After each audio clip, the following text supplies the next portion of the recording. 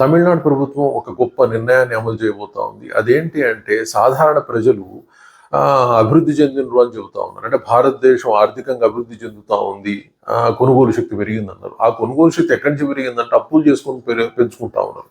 ఆదాయం అంత అభివృద్ధి చెందట్లేదు, కానీ అప్పుల ద్వారా మాత్రం అభివృద్ధి చెందుతా ఉన్నారు. ఏ వ్యక్తిని సమాజంలో చూసినా అప్పు లేకుండా ఉండటం లేదు. ఎక్సెప్ట్ అదానీ అంబానీల దగ్గర అప్పులు లేవేమో మనకు తెలియదు, కానీ మనలాంటి మిడిల్ క్లాస్ ఫ్యామిలీస్ దగ్గర మాత్రం అప్పులు లేకుండా ఎవరు లేరు. సో అప్పులు తీసుకోవడానికి చాలా ఉత్సాహంగా తీసుకుంటా ఉంటారు. మొబైల్ కొనుక్కోండి, టీవీ కొనుక్కోండి, ఇల్లు కొనుక్కోండి, బైక్ కొనుక్కోండి, బట్టలు కొనుక్కోండి, ఏదైనా సరే అప్పుల కంపెనీలు అక్కడ బ్యాంకులు కూర్చొని అప్పులు ఇప్పించి మీకు 500 ఈఎంఐ, 1000 ఈఎంఐ అని చెప్పేసి అంటగడతా ఉన్నారు, అప్పులు తీసుకుంటా ఉన్నారు. ఓకే, దీని నుంచి అభివృద్ధి అని మనం అనుకుంటా ఉన్నాం.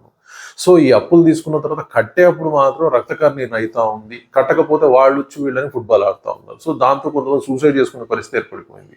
ఇప్పుడు దానికి పరిష్కారంగా తమిళనాడు ప్రభుత్వం, స్టాలిన్ ప్రభుత్వం ఏం చేసిందంటే, ఎవరన్నా అప్పుల వాళ్ళు, బ్యాంకుల వాళ్ళు వచ్చి మీ అప్పులు కట్టమని బలవంతం చేస్తే వాళ్ళ మీద చట్టపరమైన చర్యలు తీసుకుంటాం. వీళ్ళంతా వీళ్ళు కట్టాలే కానీ మీరు బలవంతం చేయకూడదు, వాళ్ళ ఇబ్బందులను పట్టించుకోకుండా మీరు చేస్తే మేమే చర్యలు తీసుకుంటాం.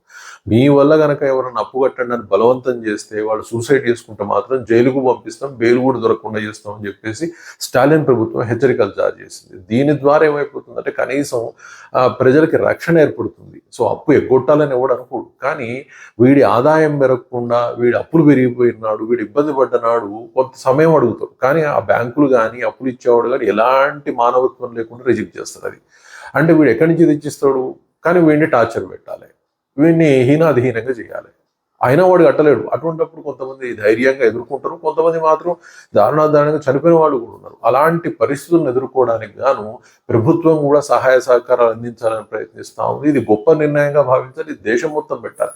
అయితే చట్టాలు ఉన్నాయి, చట్టాలు లేవని ఆ చట్టాన్ని పట్టించుకునేవాడు మాత్రం ఎవడూ లేడు, ఎవరు కూడా సపోర్ట్ చేయట్లేదు. ప్రభుత్వాలు కూడా చూసి చూడనట్టు పోతా ఉన్నాయి. బట్ స్టాలిన్ ప్రభుత్వం ఎక్స్క్లూజివ్గా వీళ్ళ కోసం చట్టాన్ని తెస్తూ ఉంది.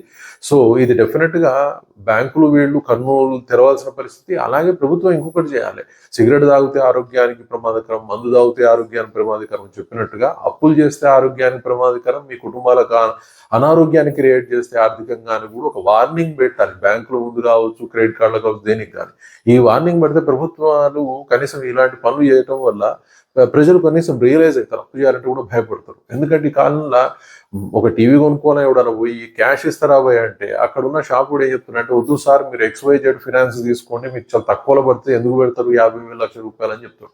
అంటే వద్దు అనుకున్న అప్పుల పాలు చేసే బ్యాంకులు, ఫినాన్స్ కంపెనీస్ తయారైనప్పుడు ప్రజలు తెలుసో తెలువో అది ఒక వ్యసనంలాగా అలవాటు అయిపోయింది. సో ఆర్థికాభివృద్ధి ఏ విధంగా పెరిగిందో మనకు అర్థం కాలేదు, కానీ అప్పులు చేసి మాత్రం ఆర్థికంగా పెరిగినట్టు అనిపిస్తూ ఉంది. ఇది అప్పుల ఊబిలోకి పోతా ఉంది. ప్రభుత్వ నిర్ణయం తమిళనాడు చాలా బాగుంది, అందరూ ఇంప్లిమెంట్ చేస్తే మంచిది. Thank you very much.